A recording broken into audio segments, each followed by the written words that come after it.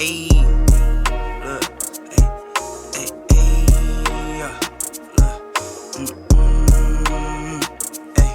I'm in the lab like Dexter, brand new batch he tested. I'm with all the extras, don't try and bitch, I'm pressure.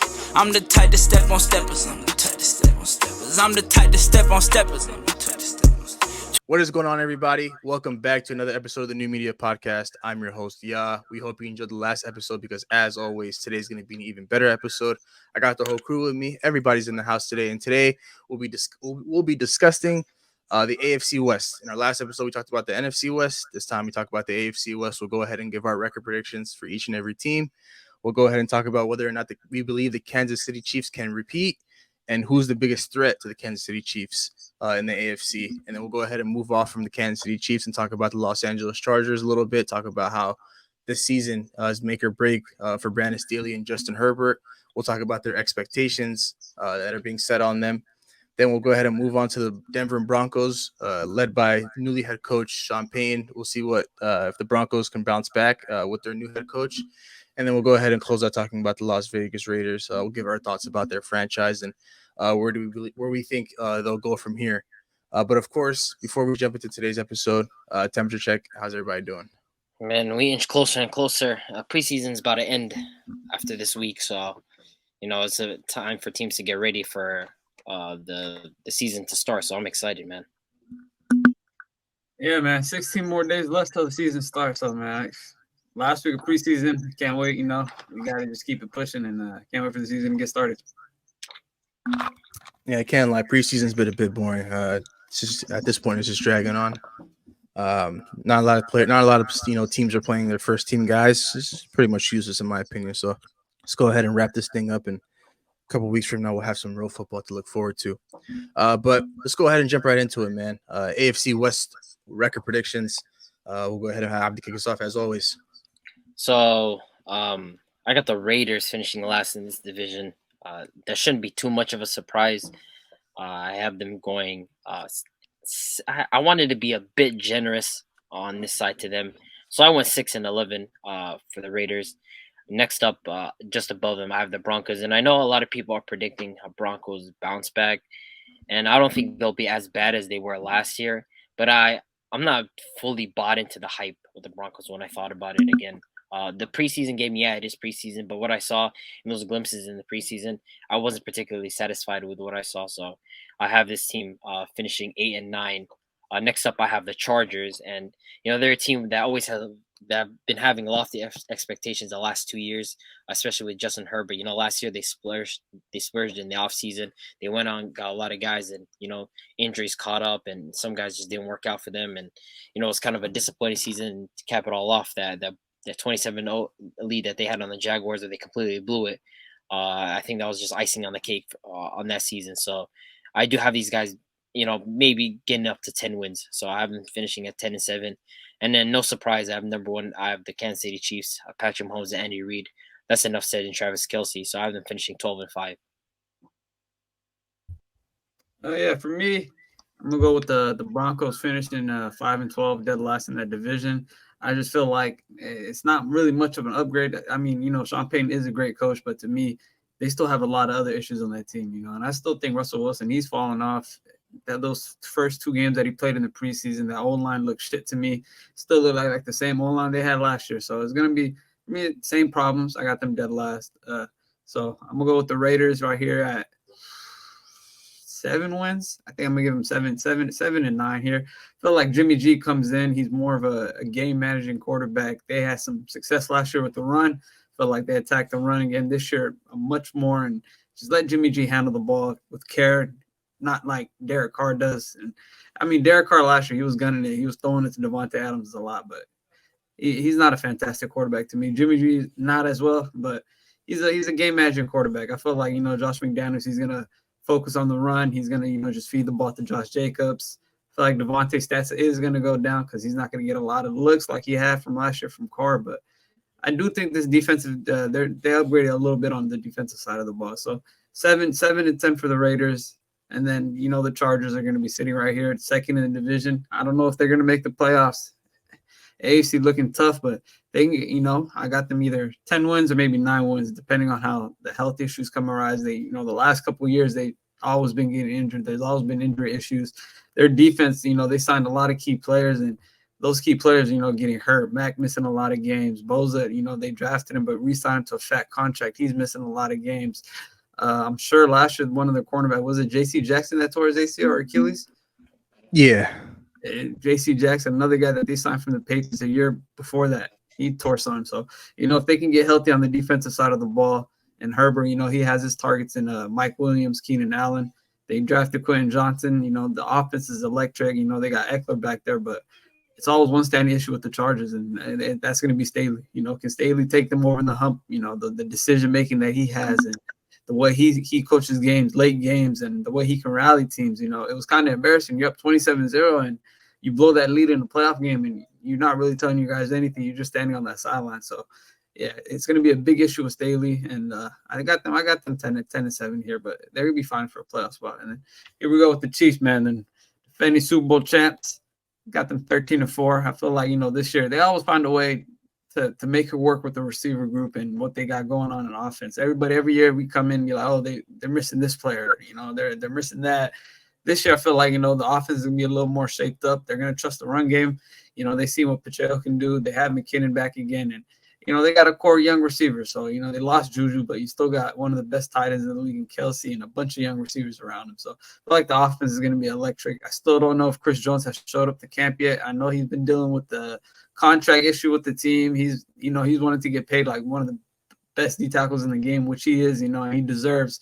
And it's a lot of players right now holding out. So, we got a couple more weeks left to see what happens. But I feel like the Chiefs, 13-4 they got a tough schedule. They got some big teams they face this year. So 13-4 might be a reach, but you can't go against Mahomes. Yeah. For me, at number 4, no surprise here, the Las Vegas Raiders. I got these guys finishing with a record of like 5-12. Honestly, I just don't see a successful season for the Las Vegas Raiders. I think losing Derek Carr is going to be a lot bigger than people think. I mean, I don't think adding a guy like Jimmy G is going to help their situation whatsoever. I think signing a guy like Jimmy G made absolutely no sense to me. That franchise is pretty much moving backwards, and I honestly don't understand why. They have Devontae Adams on their roster. They got a couple good, solid players on their roster, but at the end of the day, it's the Las Vegas Raiders, and so I'll go ahead and be generous and give them 5 wins here. Then at number 3, I have the Denver Broncos. One of the teams I was thinking about talking about bouncing back for this upcoming season, but after careful consideration, I got these guys finishing with a record of 9-8. I think it's going to take a little bit of more time for Russell Wilson and Sean Payne to get used to each other. I think Russell Wilson will be a lot better this upcoming season than he was last year, but I just don't think it'll be that crazy of a leap for the Denver Broncos to be in contention for a playoff spot and things of that nature. So it's going to be a work in progress for the Denver Broncos, but they'll finish with a better record than they did last year. So I'll go ahead and give him 9-8 here. For the Los Angeles Chargers, this is a team that's been overhyped, and since for a couple of years now, it's been some time. Everybody's been talking about the Chargers and how they built some sort of great super team and all these acquisitions that they've gotten, Khalil Mack and J.C. Jackson a couple of years ago, and and I think they'll have a successful regular season. It just really depends on the health of their roster, like we mentioned. But I'll go ahead and give them about like 11 wins here, 11-6. They'll be competing for the Chiefs for a little bit, but at some point, the Chiefs they'll go ahead and take the baton and just run, not look back. For the Kansas City Chiefs, of course, I have my number 1. I've got these guys winning 13 games. What is that? 13-4. They won 7 straight division titles. I don't see that stopping this year, as long as these guys have Patrick Mahomes under center, Travis Kelce as their wide receiver. If they have Andy Reid calling the plays, these guys are going to walk into 12, 13 wins a season. Like this, that's just what the Kansas City Chiefs do. At this point, there's no fighting it. There's no going against it. You just can't defeat these guys. These guys will be there time and time again, winning a whole lot of football games, being number 1 in the AFC, having home field advantage throughout the course of the playoffs, and then pretty much on their way to a Super Bowl. If you want to win a Super Bowl, you got to go through Kansas City. That's pretty much what it is, and that's how it's been for a while now. But those are pretty much our predictions for the AFC West. But sticking on the topic of the Kansas City Chiefs, Of course, as we all know, the Kansas City Chiefs are the reigning champions. You know, they got the biggest target on their back as always. As we all know, the AFC has gone a lot stronger, and we saw a great Super Bowl matchup between them and the Philadelphia Eagles. So, do you guys think the Kansas City Chiefs have what it takes to repeat? I think so. Just because you pair arguably the best play caller we've seen in Andy Reid with one of the most talented quarterbacks ever, and you have a tight end of Travis Kelce's caliber, who's basically a wide receiver. You pair all those three together, and the Chiefs ultimately they have the ability to repeat. Now, actually doing it is a whole nother story because it's not often that you get to Super Bowl twice in back-to-back years. On top of that, you win consecutively. That's a whole different story. But when it comes to asking about what they have what it takes, 100% they have what it takes. I mean, this team, they've been to multiple AFC Championship games. They've been to the Super Bowl 3 times now, I think. This team is just unbelievable. Patrick Mahomes, it's hard to doubt him. I feel like, just as you mentioned, it runs through Arrowhead. It comes through there. So they have what it takes to repeat. The AFC is strong. You have the Jets, you have the Bills, you have the Bengals, you have the Ravens, you have the Jaguars. You have a lot of competition there. But at the end of the day, it's Patrick Mahomes at the top and everybody else following him. So they 100% have what it takes. Now, I think last year, them doing it without Tyreek Hill was a stamp on all that because Travis Kelce was really the main receiving option. They had Juju Smith and Mecole Hardman, but they're not world beaters. We wouldn't consider them that. We wouldn't consider them wide receiver ones. Mecole Hardman, sometimes we wouldn't even consider him a wide receiver two. But he did it with those guys. And so if he's able to do it with them, he can do it with anybody. So I feel like last year was a litmus test and, Mahomes accomplished it. So I think that they have 100% what it takes to do it again this year. But, that's in theory, but in reality, doing it again, it's hard. Yeah, I mean, they're targeted this year. Right? Usually, they're trying to build a legacy over there. Like I'd be said, 3 Super Bowls in what, 4 years, 5 years? I'm not too sure, and they already won 2 of them. And I mean, they still have the roster. They still have a great team, and I just it's about consistency, staying healthy, and they got the best quarterback in the league. So I wouldn't doubt them going back to the chip, but it's going to be a tough pathway for them. It's going to be a lot of teams gunning for them. A lot of teams got better in the AFC. A lot of teams, they're stepping up their game. They're fixing up their holes. They're signing players where they need them.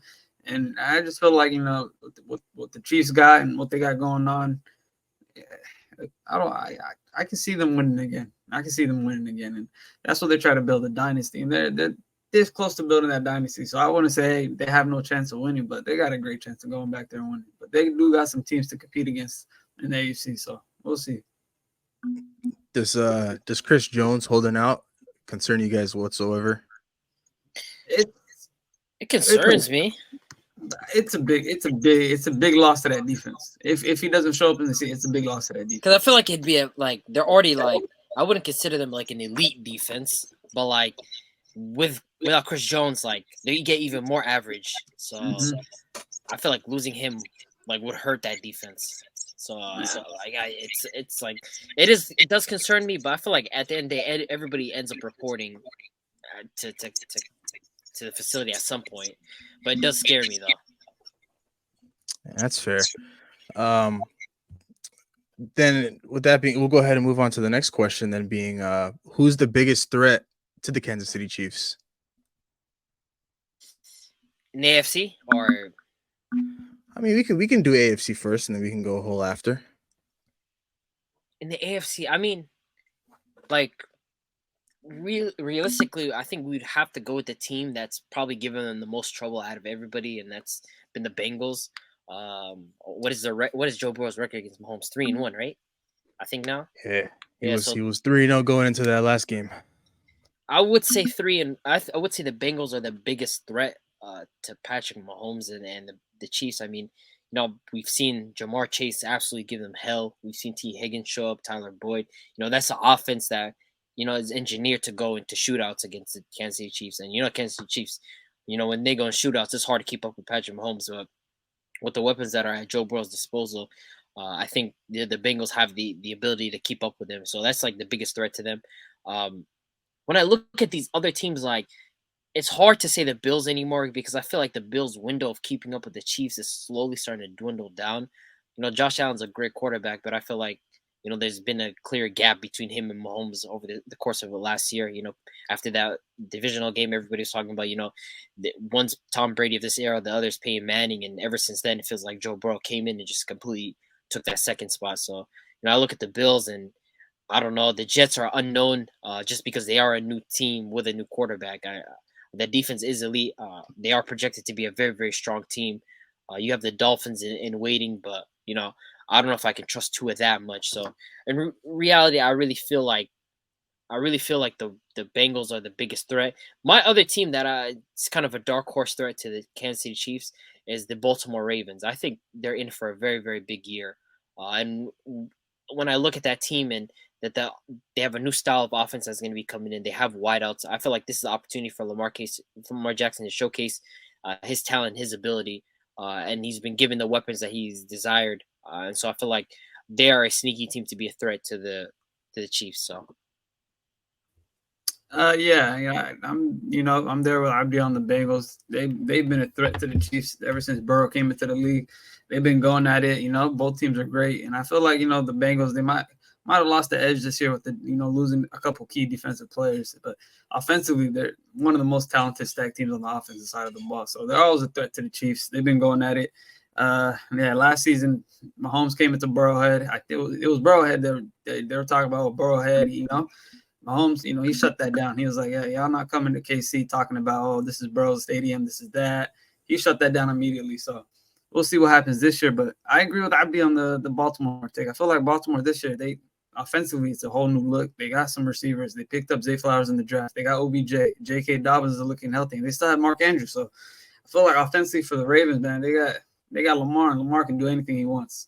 I feel like he's going to hoop this year. And I feel like they're going to be a big threat. Defensively too, they got some additions. Patrick Queen. They got what's his face, Roquan Smith, Marlon. And when they traded for Roquan, I think they finished as like a top 7 defense. Mm-hmm. Roquan immediately came into that defense. He switched it up.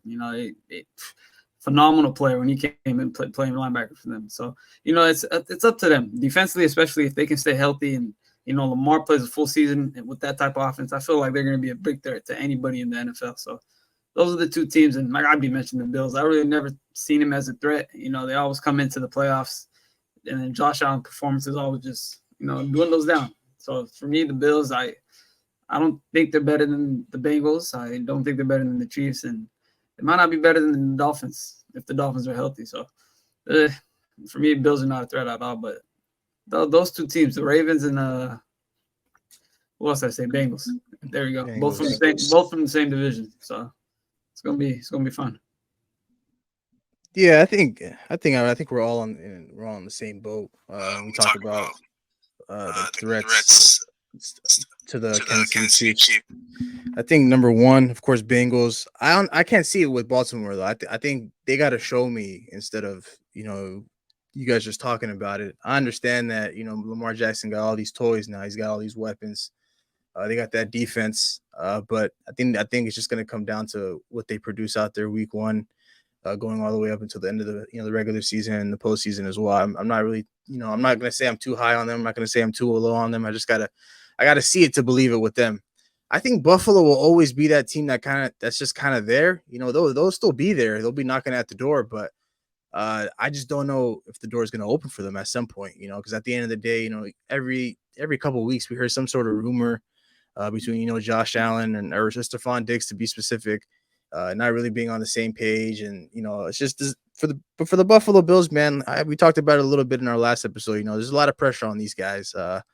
Their window of opportunities is closing, day by day. And I think they know that. I think, they understand that if they can't get the job done this year, then they'll just never get the job done. And so, they did lose Von Miller last year. That was a huge loss for them. But it'll be interesting to see what he can do when he gets back for them, for a playoff run. But it's going to take a little bit of some time for the Buffalo Bills, man. They got to figure this thing out from start to finish. Josh Allen has to be pretty much perfect. What he put on display last year, it can't happen again. With all those turnovers, keep putting the ball in harm's way. He can't really be going out and doing that.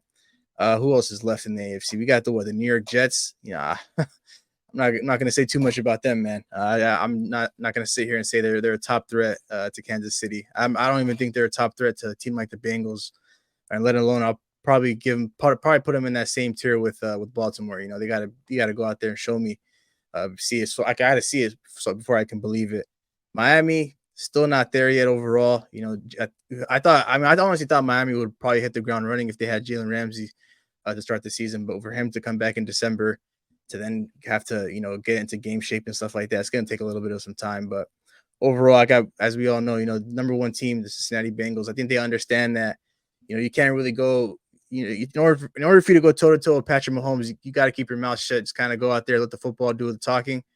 They spoke a little too early, after they got that very big win in Buffalo, and then you don't want to add more fuel to the fire. You don't want to give Patrick Mahomes a reason to get up and get ready to play. Like you don't want to poke the bear. And last year, that's exactly what happened. But it was still a close battle in my eyes. I think Burrow could have probably went 4-0 against this guy. If a couple of things just would have went their way, a couple of missed calls, obviously that unnecessary roughness towards the end of that game that put the Kansas City Chiefs in field goal range, which ended the game for the Bengals. Like there's just a lot of things that the Bengals can do to this Kansas City Chiefs team that a lot of other teams can't. And so, thing is though, they did lose some pieces. Like Big Ish mentioned, they did lose some pieces in the offseason, but I think they'll be able to fill those holes just fine. They got all the weapons. You got to go in and shoot out with Kansas City, they can do it. If it's going to be a defensive battle, it's going to be a defensive battle. It is what it is. But for sure, the Bengals at the top of my list, and all the other teams like the Chargers and stuff like that. I just don't think they're all there yet. It's going to take a little bit of some time for those other franchises to, really, make that Super Bowl push. But since we're on the topic of the Los Angeles Chargers, let's go ahead and move off to them, and let's go ahead and talk about their make or break year. As we all know, the last time the Los Angeles Chargers took the football field, aside from preseason, these guys were on the opposite end of a blown 27-point lead, wild card loss to the Jacksonville Jaguars. And I remember we were having a conversation before that game, regardless of how that game would have went. As if the Chargers were to lose, we all thought Brandon Staley wouldn't have access to the building on Monday morning. But, as a couple of days went on, a couple of months went on, the Chargers made an executive decision that they were going to keep him. They went ahead and fired their offensive coordinator, brought in the Cowboys' old offensive coordinator, Kellen Moore, and, they hit the ground running again. I guess, they're running it back one more time with Staley, giving him another chance. This guy with under 3 seasons with this team has a record of 19-15, so it's not a really good record to have, obviously, especially going into last season with how much hype they had and all the injuries that they dealt with. It's not a card that the Chargers fans can pull. They can't just say, well, we were injured when we blew a 27-point lead. Like Trevor Lawrence had 4 picks in that game. Everything was going perfect for them in that first half, but everything just went downhill after that. Brandon Staley, the defensive-minded head coach that we thought he was, just really couldn't cook up some sort of scheme to slow down that Jacksonville Jaguars offense without Calvin Ridley, I should add. So, what is the expectation for the Los Angeles Chargers this season? I mean, I think when they look at it, I had them 10 wins being in this season. I think for them, they want to see their offseason acquisition from last year at least pay off. Like they want to see the dividends that they invested in last season pay off in some sort of way. I don't think they're sitting here thinking, okay, we're Super Bowl contenders, but they do believe that they have a remote shot at making it far into the playoffs with, the additions of Quentin Johnson, Keenan Allen, and Mike Williams being healthy. They have Austin Eckler there, and of course, their star quarterback in Justin Herbert. I think they're looking at it like, okay, we have to make at least some sort of push into the playoffs. We don't want to be in a situation where we're barely making it into the playoffs. We're in a wild card spot constantly. I feel like they're looking at it like we at least have to get 10 wins minimum into this season. And I feel like in the back of their minds, I agree and I respect them for it if they believe we got to finish above the Kansas City Chiefs. Now, will they do that? I don't think so, but that's a mentality that they got to have coming into the season, that we're going to finish above the Kansas City Chiefs. I think Justin Herbert has more than enough ability to be able to get these guys to 10 wins. Last year, a lot of their pass catchers got healthy, and you would just see a lot of checkdowns to Austin Eckler. Their deep passing game completely was eradicated once their pass catchers got injured last season. So, They got Mike Williams, they got Keenan Allen, they got Quentin Johnson, they got Austin Eckler. Now, I just feel like this team just has to perform in some sort of capacity. That doesn't have mean Super Bowl or bust, but that definitely means that they have to get more than 9 wins. Maybe that's 10, maybe that's 11. I don't know, but they can be almost sneaking into the playoffs. Yeah, like I said, if they're on that edge, fight for that 7th spot, and they make it barely to the playoffs, or they don't get in with 10 wins, Staley got to go. He has to go 100%. Even last year, the like I said, decision making, you can't use that excuse in the end of the game. Like, oh, we're missing players, but you're gonna say, oh, we're missing defensive players. Your team ended up with 4 interceptions. The blame got to go somewhere. Keenan's playing the game. He had a great game going against that Jacksonville team. Eckler's healthy. You got Mike Williams that was healthy. So it's like you have your pieces, and what's the excuse for blowing a 27-point lead? You can't use the injury excuse. So what is it? And it has to fall back to Staley and how he coaches the team. And like the year before that, even I think it was like that last game against the Raiders, it was a tie game. The Raiders could hit that field goal, and he was over there on the sideline thinking, "Hey, we can go for a tie here or something like that. Both of us can make the playoffs." Like the mentality that he has is kind of soft to me, and I feel like they are going to fall short this year again due to him. And you're wasting Herbert, you're wasting some elite talent on offense. You might not have Eckler coming into that next year. You might not have Keenan coming into that next year. And it's all due to Staley. So for me, I feel like they're going to fall short of that playoff threshold. And then Staley's going to get his head cut off. It's time for him to go. So they go cut him. I think the thing is, I understand, like, obviously Staley coming into this season is on the hot seat. There's no other way you can put it. He was lucky enough to earn himself another season with this team, but this is the final straw. There's no other excuse, no other card he can pull it from under his sleeve to help him, get out of the situation. How can he save his job? I'm not too sure if winning the division saves his job, but it'll definitely help. I think they just got to make the playoffs. I think they got to win a couple playoff games, at least maybe make an AFC Championship game push, and then maybe they might consider, bringing him back for another year. But obviously, with how stacked the AFC is, I personally just cannot see the Los Angeles Chargers making the AFC Championship game. But aside from Brandon Staley, I understand he's going to be the first guy to get all the heat. Another guy that kind of just flies under the radar, doesn't necessarily get too much heat. He hasn't gotten too much heat for blowing a 27-point lead as their starting quarterback, their leader in the locker room, Justin Herbert. I understand last year everything went wrong for him. The year before that, he was having a great season. I think he might have had like maybe 45 plus touchdowns, something like that. And then coming into this year, last season, it wasn't so great because all of his pass catchers were hurt. So at some point, Keenan Allen missed some time. Mike Williams missed some time. It was just pretty much him and Eckler playing catch. His left tackle or his right tackle got injured, Rashawn Slater. So it's just like, I understand the circumstances he was put in. It wasn't the greatest, but, and I understand why they went after a wide receiver in the draft. But in the playoff game, man, when you're up 27, as a quarterback, you got to understand, you got to put that nail in the coffin. That's not enough. It should be enough, hypothetically speaking, it should be enough when you have a 27-point lead, to win a playoff game. But, seeing that your defense isn't doing much to stop these guys, he should have taken it upon himself, to take over the game and just put the game on ice. He finished the game with 25, 43, 273 and a touchdown. It's not really what we expect from a guy like Justin Herbert. The thing is, we've heard the conversations, we've heard the debates because it started off with him and Burrow. Then Burrow kind of separated himself. Now there's kind of like a very large gap between the two.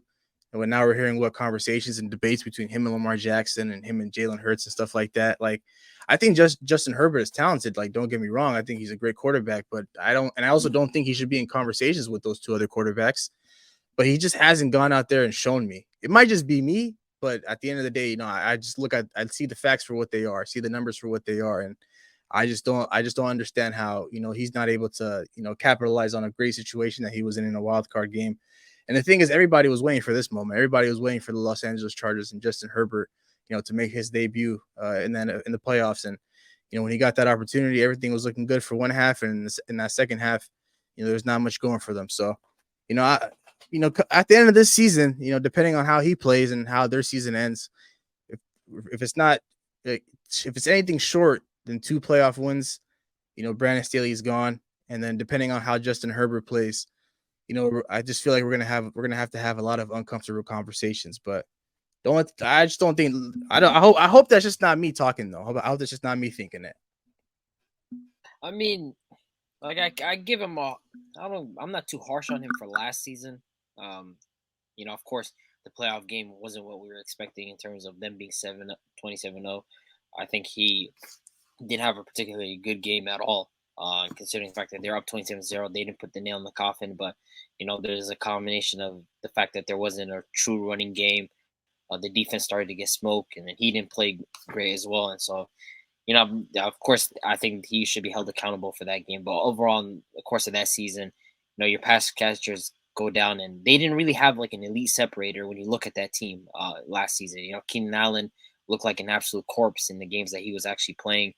Mike Williams, he was in and out of the lineup. I think he played about 13 games. But even then, he wasn't really the downfield threat that they needed. And so they went for a guy like Quentin Johnson, who is going to be that downfield separator, that guy that they're going to be able to go and utilize Herbert's like arm strength and be able to throw it deep. And so last season, I can't be as harsh on him as like I want to be, just because of the circumstances that surrounded him. But definitely coming into this season, people around him are healthy. Everybody on the offense is healthy. I'm expecting a big season from him. And so this is a season that I really want to critique with him because, if there's some blame that's deserved, then 100% it would go to the quarterback because you have expectations for Justin Herbert considering how talented he is. So, this is a season I think that I wouldn't call it a make or break season for him because he has proven how talented he is. I mean, that 2 seasons ago, he threw for 41 touchdowns and like 5,000 yards. I mean, the guy's absolutely incredible. But yeah, I think this season is going to be definitely a litmus test to see how far he can take this team when they're healthy. So. Yeah. Damn, I had to go back. I was gonna say, I don't know, man. To me, the amount of times he threw in that playoff game, 43 times, just to end up with about 270 yards, is a little suspicious to me. You got all your receivers, you got all your running backs and everything. I get the lack of the run game not working, and I get the lack of teams just sitting in the zone waiting for them to pass the ball, taking away the deep ball most of the time, and him just throwing it out, 5 yards in, 5 yards out, just dump offs and stuff. I feel like the offense got to switch up, man. And I want to see this year how it works with Quentin Johnson.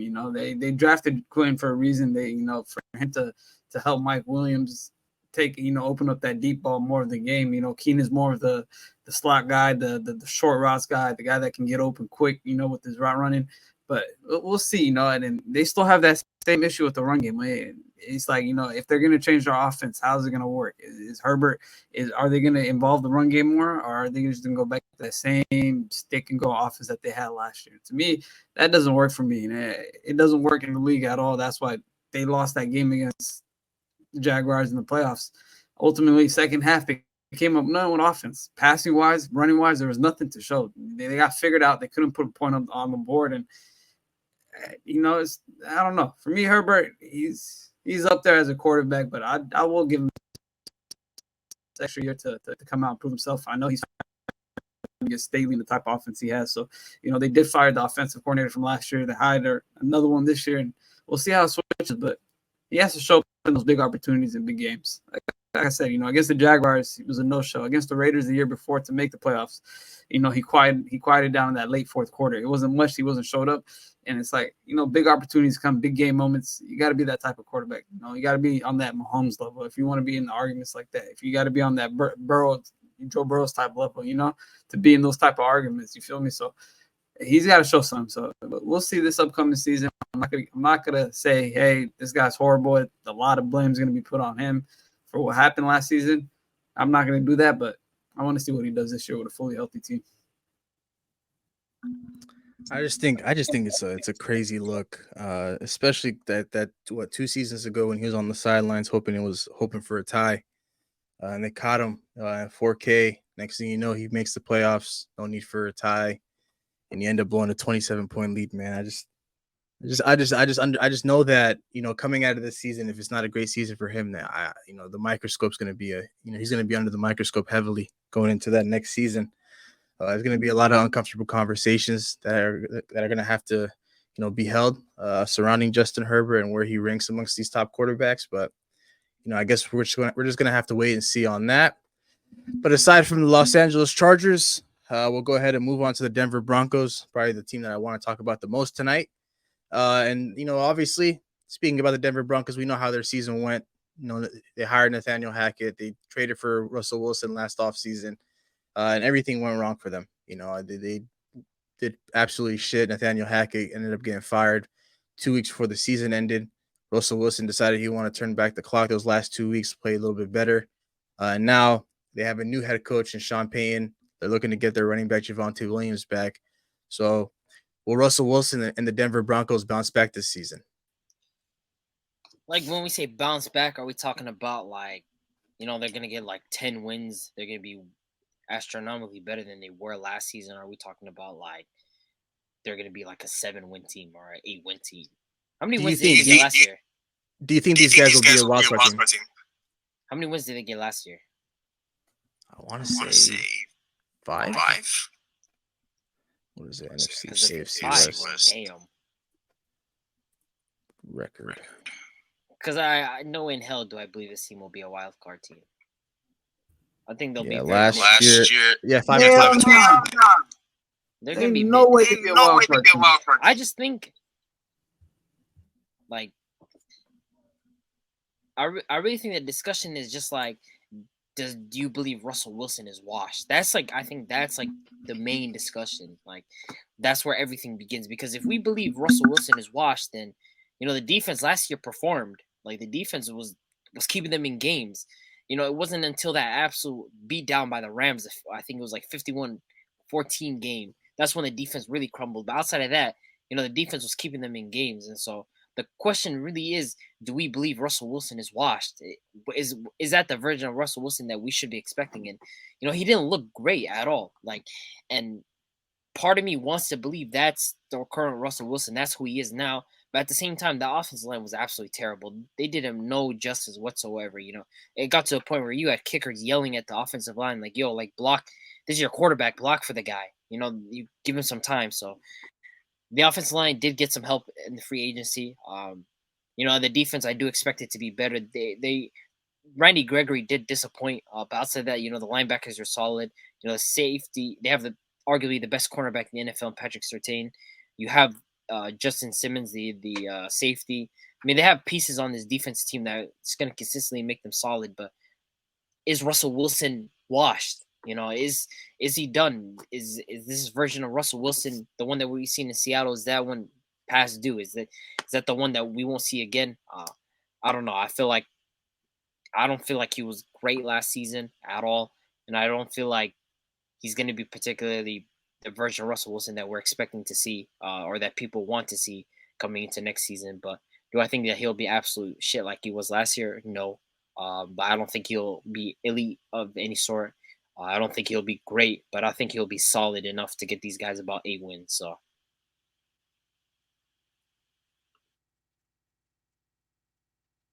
Russell Wilson shot us. He's selling us some fake dreams.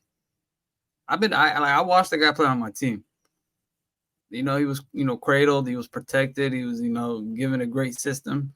Now, once out of his, comfortability, we see what type of quarterback he is. He was dealing with a shit old line in Seattle. It was no difference than what he had in the Broncos team.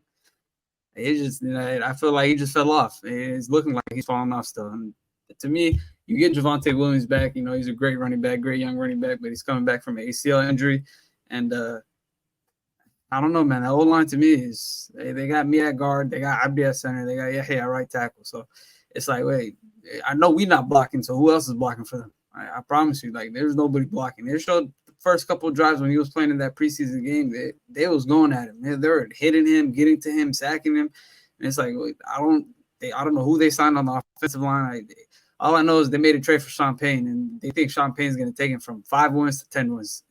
That's crazy to me. They do have a phenomenal defense. I'm not gonna lie, they have a great defense, but those empty drives on offense, them getting off the fields, those 3 and outs quickly getting off the fields, the defense is gonna get tired. They can't stay on that field too long, and as they tend to lose it, towards the end of the game, they can't make stops, and all goes back to the offense. So for me, I don't think Broncos are bouncing back at all. I got them sitting again at 5-12. I got them last in the division.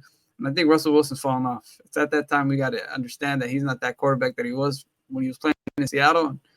And he's in a tough division, tough AFC, a lot of great teams. So I don't see them making the playoffs. I don't see them getting more than 6 wins. Hey man, way to turn your back on the guy that got you a Super Bowl, man. That's it's very nice of you, bro. It's Legion of Boom, not him. It was Legion of Boom. Hey, it's don't not, disrespect him. Don't it's not what you were disrespect. it's not what you were telling me 6 years ago, but I didn't know you 6 years ago, but I met you 2 years ago. Relax. but I think this one's a little bit tough for me because coming out of last season, I thought to myself, because I know exactly what I said going into last season about the Denver Broncos, and I said that these guys were going to be, underachievers. These guys weren't going to do much. Everything that I said, it came to light, came true. And so, but then going into this season, I thought, after this last season ended, I thought, these guys are going to be a little bit better. These guys are going to bounce back, crazy. These guys are going to be, one of the best teams in the AFC. They'll be competing with a lot of the other teams. Do I think these guys are going to be Super Bowl contenders? Nah, not necessarily. I think they'll just be playoff contenders, and it won't necessarily be a debate for them, being a playoff team. But as time went on, I gotta face the reality. I gotta face the music. I gotta understand that, I don't think Russell Wilson is washed. I'll go ahead and go as far as to say that. I won't say he's washed. I think, it was a little bit of a mixture of, Nathaniel Hackett, not being a great head coach. This guy should probably never, he's probably never going to get another head coaching job again, no matter how good he does with the New York Jets. And then a mixture of that, and then Russell Wilson just not really, adapting to his new environment, getting used to, playing with a bunch of new teammates and figuring out a whole new playbook, because I think Nathaniel Hackett plays that West Coast offense. He does come from that Kyle Shanahan, Matt LaFleur tree, so it might have just been a little bit different for a guy like Russell Wilson. But now they got a guy like Sean Payton, a guy that's, he has a track record. He's won, but he had Drew Brees under center. It's a little bit different now. The offensive line issues, they made some signings in the offseason. How good will they be? How good will they pan out to be? I don't think they'll be that great, but the one thing that they're going to rely heavily on this year, though, is their run game. And, there's been a lot of great news coming out of Denver about that. Javonte Williams, not being on the PUP list at the start of training camp, that's a great start for them. They did sign Samaje Perine, who's a good pass blocker, he's a good third down back, good pass catching back they can rely on. But Javonte Williams should be healthy and ready to go week one, and I think he's probably, the healthiest in comparison to a guy like Breece Hall, who just got recently activated from the PUP list, and he's more ready to go than a guy like him. And so they're going to have to rely heavily on their run game. That's first things first. And I think that's what their offense is going to be. It's going to be Russell Wilson, a whole lot of handoffs to Javonte Williams, and then you normally just play action out of that, and trying to find all these receivers. My major concern is, this Jerry Jeudy guy, though, on the offensive side. Like, we've been waiting for him to take that leap, to take that next step. It's been He did 3 finish years now. He did finish this season really strong, though. Just keep that in mind. No, he did. And I'm quarterback, or I think was it with Russell Wilson? It might have been with the backup quarterback. No, I think it was with Russ. Cause I remember that 3 touchdown game he had. It was against I think it might have been against KC, the same game that Russ got knocked out of. But yeah, I mean, I look at the numbers, man. And I understand these guys have had a quarterback issue for years. Since Payne retired from these guys in 2015, sending them off the right way with the Super Bowl. Since 2020, we got 856 yards, 3 tugs, 467 yards, 0 tugs. I think he was injured that year. And then last year, not really cracking 1,000 yards, 972, and finishing with 6. And 3 of those touchdowns came in that one game. So, he was walking around with about 3 touchdowns for the whole season. And so I just don't think Jerry Jeudy is going to be that wide receiver, that a lot of people were expecting him to be, coming out of college. He came out with a very strong group, but I think a lot of those other guys have already separated themselves from the pack. And, you can say that you can put the blame on quarterback issue and the offense not really being how it's supposed to be, and those guys being in better situations. But, I just can't see like Jerry Jeudy taking some sort of crazy leap this upcoming season. And it's like cementing himself as like the Denver Broncos wide receiver 1. I think he's a wide receiver 2 at best. I'm not saying that his running mate, Cortland Sutton, is any better. I think Cortland Sutton is just really there as a jump ball guy with that, with that Mike Evans type frame, really a guy that Russ can rely on in the red zone.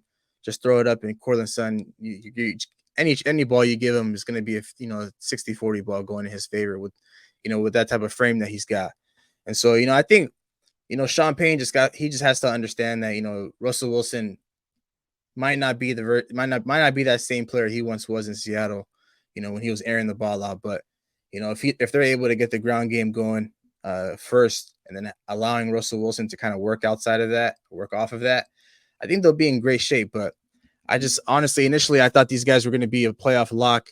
But after careful consideration, I just can't see that anymore. I think these guys are going to be competing for like maybe that 7th spot for the wild card. And then whatever happens. They're going to have to roll the dice with that one. But their defense, it's the mixture of their run game and then the defense. We all know how great their defense is. It got so bad last year that I think that a defensive lineman went up to Russell Wilson like mid-game and started yelling at him to do something. Because when you're watching these games and you're looking at the box score, these guys are holding these guys to under 17 points. They're holding their opponents to under 17. And you're just wondering, like, how are the Denver Broncos not winning football games when their defense is playing like that? And like in one game that comes to mind for me, I think is that Monday Night Football game against the Los Angeles Chargers, where the defense is playing amazingly great. Russell Wilson has something going for him a little bit, and then all things go to shit when the offense has to put something up on the board. And so it was just a really tough season for Russ. When you're a quarterback and you've been someplace for so long, packing up your bags and going somewhere else completely different, it's going to take some time, and it took a year for him. But now there's not a lot of time that's ticking. There's not a lot of time left for the Denver Broncos and Russell Wilson specifically. If I'm a Broncos fan, I'm pissed because I paid this guy top 5 quarterback money. And when you pay a guy top 5 quarterback money, you don't expect the expectations aren't to just make, the wild card, make a playoff game. Jarrett Stidham might steal that guy's job, bro. I don't think he's that bad. I really think they signed Jarrett Stidham just in case Russell Wilson is terrible again. I really think that's why they did that. I don't view it like that. I think it's just to be a backup. I think it's Russell Wilson. He did get knocked out last year. I think he was out for maybe a week or two, but I don't think Jarrett Stidham is some sort of threat, to Russell Wilson. I don't think that's like I don't view it in that type of light. I think if Jarrett Stidham was nice like that, I think the Las Vegas Raiders probably would have kept him instead of paying $30 million to Jimmy G. And Jarrett Stidham looked pretty good, in that Niners game when he took over for Derek Carr that 1 week. So, but I just don't know. I just don't know if these guys are going to be willing to pull the plug on their quarterback that they paid $250 million to, like this past not this past offseason, but 2 years ago. Like, I just don't think it makes any sense. But when you pay him that much money, like I said, the expectations are through the roof. They need to go back to the playoffs. They haven't been back to the playoffs since they won the Super Bowl in 2015, which is crazy to think about. That's a crazy fact. But last time they were in the playoffs, they won a Super Bowl with Peyton Manning, and they haven't been back ever since. And when they acquired a guy like Russell Wilson going into last season, they thought it was going to be a cakewalk for them to make the playoffs. They were talking about how far they were going to get. They're going to go in the playoffs for them, but now they got to go back to the drawing board. They got to take baby steps. It's not something you can build overnight. But I can see these guys fighting for a wild card spot, but I can't give them anything more than that. And if that's the case, if they end up missing the playoffs again and Russell Wilson ends up not being the quarterback that the Denver Broncos want him to be, then it's gonna be a tough conversation. I don't think they're gonna just put him on the shelf and play the next guy, or they're gonna go into the draft looking for a quarterback. I think they're just going to have to make some sort of executive decision, maybe having Russell Wilson move off elsewhere to a franchise that might need a quarterback, that might need whatever's left of Russell Wilson, and then have the Broncos move in a different direction. But I guess we're just going to have to wait and see on that. But it's just extremely tough in a situation like that, though, man. The weapons aren't necessarily too great, and the defense is playing their tails off, but Russell Wilson is just, I guess, the big question mark in this picture, because I think Sean Payne would do a hell of a job, coaching these guys. But at the end of the day, the players go out there and play. But speaking about Sean Payne, though, I'm pretty sure. I mean, obviously, we all know about how he violated Nathaniel Hackett. Let's go ahead and just get some thoughts on that. I don't even know why. That was just very random. I feel like he was just trying to get in a shot just to prove a point that, this is my team now. I run the Broncos. Nathaniel Hackett, I'm not going to sit here and say he did a great job. He did an awful job with that team. In Green Bay, he was primarily the red zone coach, and we did have the best red zone offense in the entire NFL when he was there. So I think him getting the head coaching job in Denver wasn't an ideal situation for him or for them going both ways. I don't think he was prepared to handle that job. But Sean Payton taking shots at him is just idiotic. It's, like Aaron Rodgers said, why would you take a shot at a fellow coach, a fellow colleague in the NFL? It's not like a player taking a shot at another player. That's normal. That happens all the time. But like a coach taking a shot at another coach is just kind of just like, why would you even do that? It just seems downright disrespectful. And, maybe Sean Payton was trying to poke fun or at him or whatever. But, it just didn't sit right with me that, coach is trying to, take shots at another coach. And, it makes sense why Aaron Rodgers defended his head coach. And, they called him a clown, and that's exactly what it is. It is clown behavior to go out on a limb and try to attack another head coach and, discredit his credibility. And so, I think they match up this season. I want to say it's week 5 where they match up. And so I think everybody has that circled out on their schedule. So popcorn out.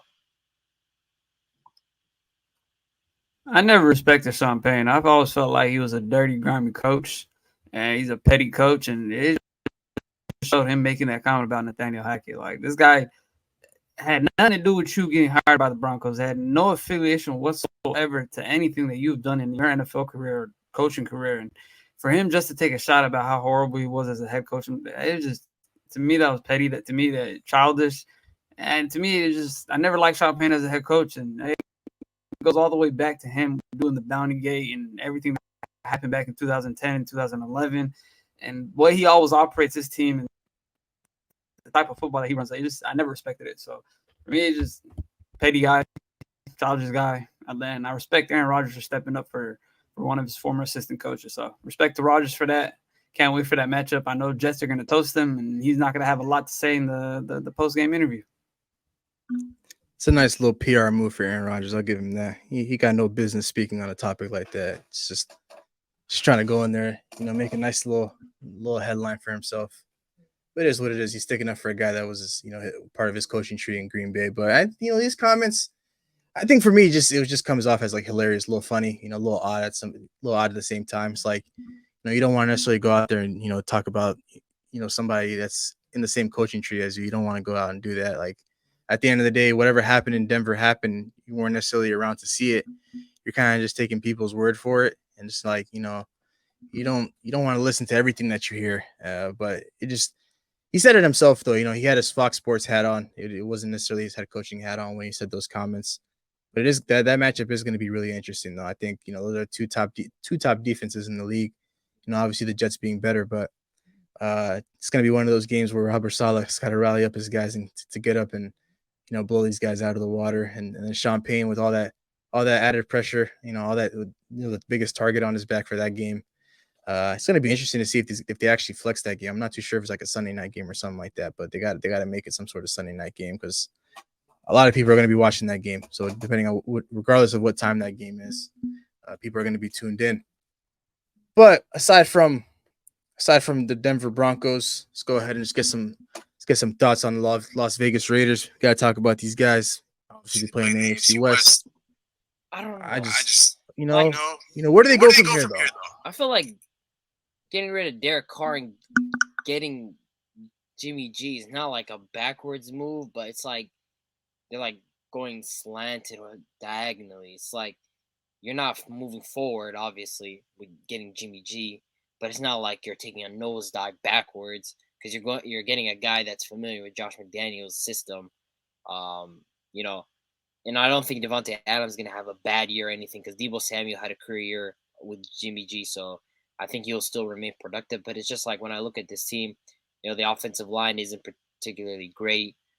Josh Jacobs is back. He ended his holdout, but you have Josh Jacobs, you have Devontae Adams. They signed Jacoby Myers.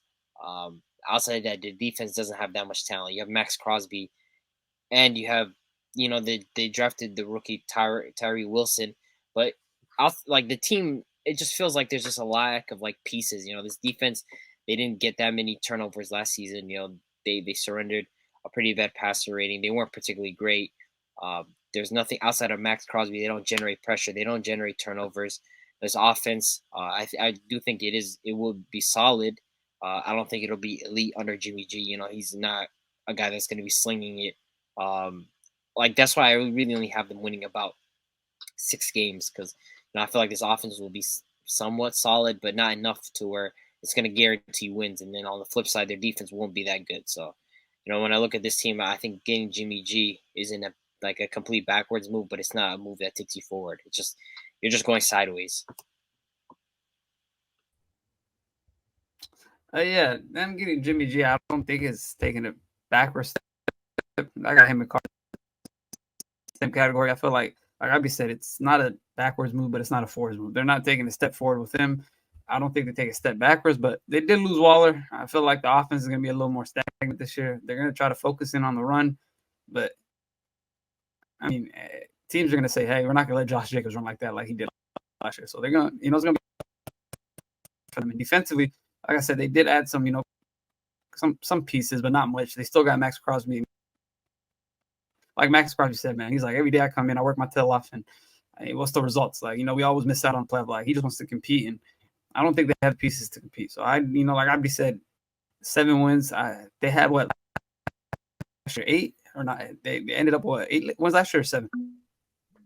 I want to say 8. Let's look it up right now. Yeah, AFC West record. These guys finished with a record of 6-11. Oh yeah. So yeah, like 7 wins, 6 wins. That's what they're gonna be at. But they're gonna have to look forward to the future. You pay a guy like Jimmy G that much money to be there for what 2 years for him just to be there as a placeholder. I don't know what you're doing. Devontae is probably gonna want out mid-season towards the end of the season. He's probably gonna say, "I want to get traded." You lost one of the best receivers in the league, and at that point, you just got to rebuild. And we'll see what they do. You give Josh McDaniels a big contract to be your head coach, and he's standing at this issue where I'm on the brink of having a good team, but I'm on the brink of my team just about to be one of the worst teams in the NFL. So we'll see what happens with them. And kind of do like their backup quarterback, though. I ain't gonna lie, I forgot Aiden McConnell. He been hooping in the preseason. He's looking nice.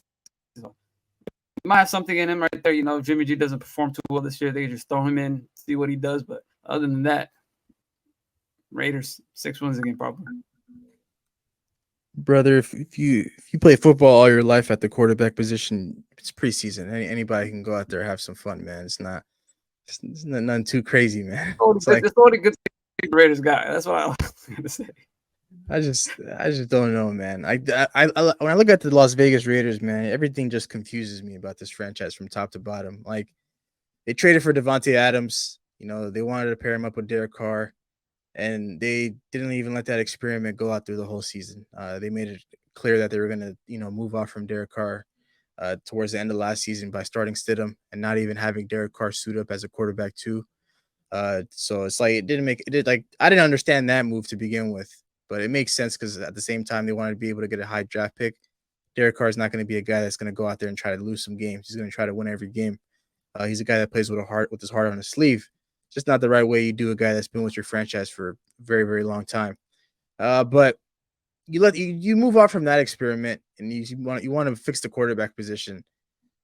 You can either do that through the draft. I'm not too sure what pick they had. I can't necessarily remember if it was like a top 10 pick, but it was a solid pick. I'm not too sure who was still 7.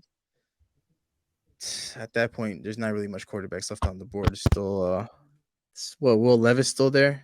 Hendon Hooker. Not much though.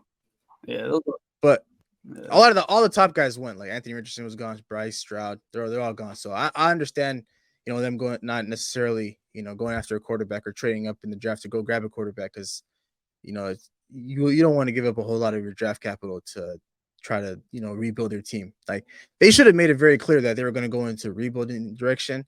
And the next thing you know, they go ahead and sign Jimmy G. Like, Jimmy G, being the game manager that he is, it's going to be really hard to, try to tank a season with him under center. And it's like, I'm not saying Jimmy G's like the greatest quarterback in the world, but he's a very solid game manager. And you still have Devontae Adams on that team. And with Josh Jacobs finally reporting back to practice and not holding out, they still got some pieces to work with. Obviously we could talk about their defense not being good. Did Hunter Renfrow die? Like, I feel like I haven't heard of that guy in so long.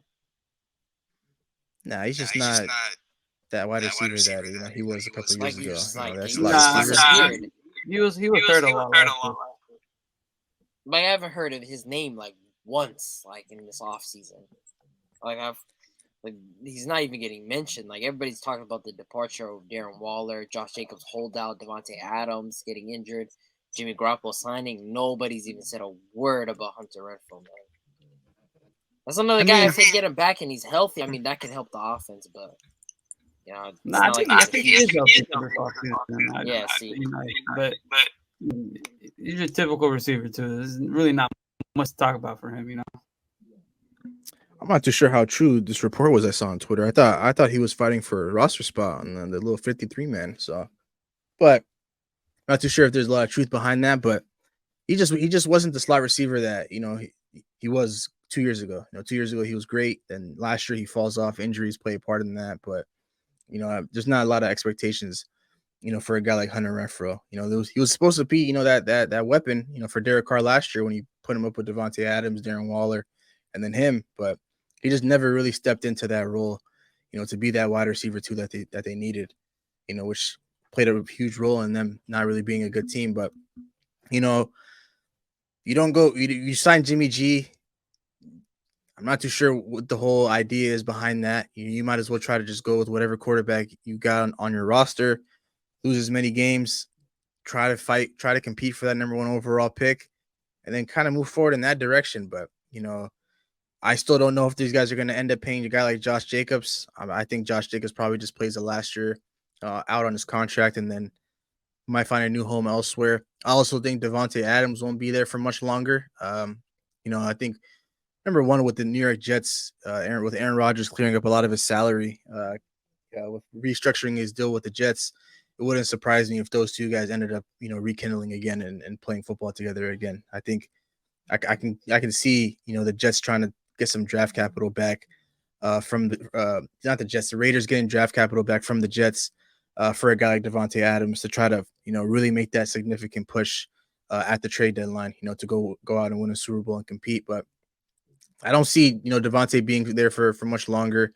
Josh Jacobs might not be there, at the start of next season. So it's just like, they'll go into this draft with maybe a top 5 pick, and they might have to just make a decision to try to fix up on their defense. But it all starts at the quarterback position. And I think, I think what they're trying to do is they're just trying to, work on every other position, right, as of right now.